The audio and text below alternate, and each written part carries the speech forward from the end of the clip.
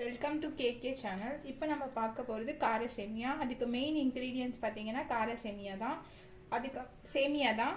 அதுக்கப்புறம் வந்து ஒரு தக்காளி, ஒரு வெங்காயம், ஒரு ஸ்பூன் இஞ்சி பூண்டு பேஸ்ட்டு, ஒரு பச்சை மிளகா, கறிவேப்பிலை, கொத்தமல்லி, மஞ்சத்தூள், மிளகாய்த்தூள், அவ்வளோதான். பார்க்கலாமா? இப்போ நம்ம தேவையான அளவு ஆயில் போட்டுக்கலாம். ஆயில் நல்லா காயட்டும். ஒரு ஸ்பூன் நெய் போட்டுக்கலாம். உங்களுக்கு வேணும்னா சேர்த்துக்கலாம், வேணும்னா ஸ்கிப் பண்ணிடலாம்.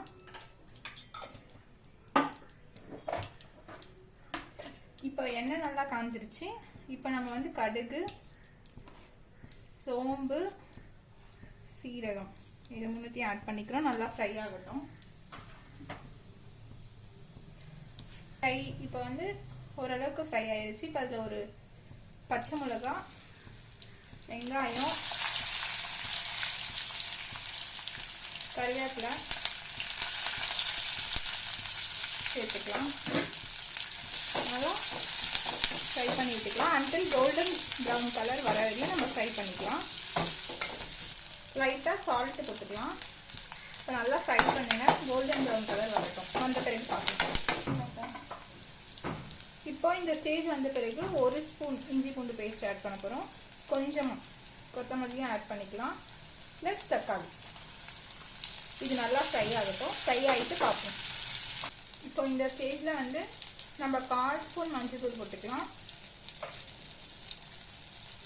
மிளகாத்தூள் உங்களோட காரத்துக்கு ஏற்ப நான் வந்து ஒரு ஸ்பூன் போட போகிறேன். நல்லா ஃப்ரை பண்ணி மிக்ஸ் பண்ணி விட்டுக்கோங்க.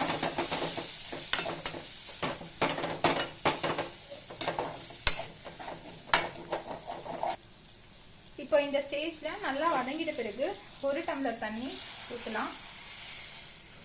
தண்ணி ஊற்றிருக்கோம். இப்போ கொதிச்ச பிறகு உப்பு, காரம் எல்லாத்தோட டேஸ்ட் பார்த்துட்டு அப்புறம் என்ன பண்ணுறதுன்றதை பார்க்கலாம்.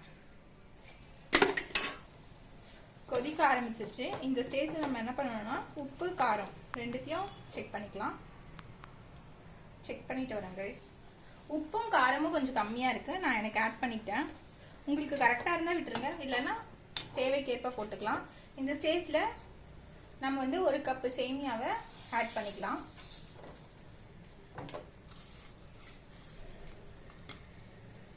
ஆட் பண்ணிட்டு நம்ம கொஞ்சம் இந்த மல்லி இலை வச்சிருக்கோம் இல்லையா, இந்த ஸ்டேஜ்லேயே தூவிடலாம். இப்போ நல்லா மிக்ஸ் பண்ணி விடலாம்.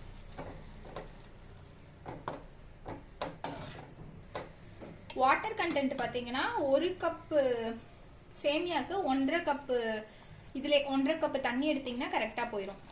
1 கப்பு சேமியாவுக்கு 1.5 கப்பு தண்ணி எடுத்தீங்கன்னா கரெக்டாக போயிடும். இப்போ நல்லா வெந்த பிறகு பார்க்கலாம் கைஸ். இந்த ஸ்டேஜ் வந்தோடனே நம்ம வந்து ஸ்டவ் ஆஃப் பண்ணிக்கலாம். இந்த வீடியோ பிடிச்சிருந்தா லைக் பண்ணுங்க, ஷேர் பண்ணுங்க, சப்ஸ்கிரைப் பண்ணுங்க. மறக்காம பெல் ஐக்கானை டேப் பண்ணிக்கோங்க. அப்பதான் நாங்கள் போடுற வீடியோஸ் வரும். தேங்க்யூ.